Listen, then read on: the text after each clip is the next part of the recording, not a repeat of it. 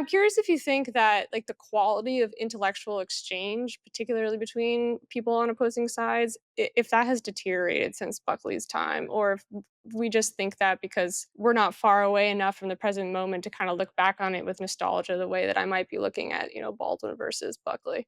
Yeah, it's an interesting question because I think a lot of the attraction is just the mastery of language. I did an interesting interview on Point, NPR, with a great interviewer, and she had lots of audio, and she played a tape of Buckley speaking in Boston, I think, in the early 60s, around the time JFK was elected.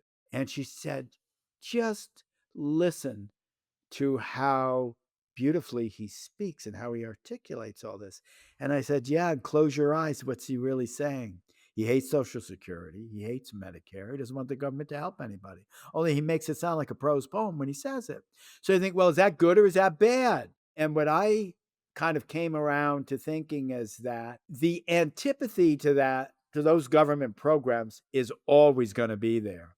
If there's a guy who can state it with that kind of finesse and style, what's that going to make me do on the other side? It's going to make me speak better. One thing Buckley did was in that debate, which he lost to James Baldwin, was to help give the platform for Baldwin really to make in a very public forum one of the first great statements of what systemic and cultural or structural racism really meant. Those were pretty new ideas at the time.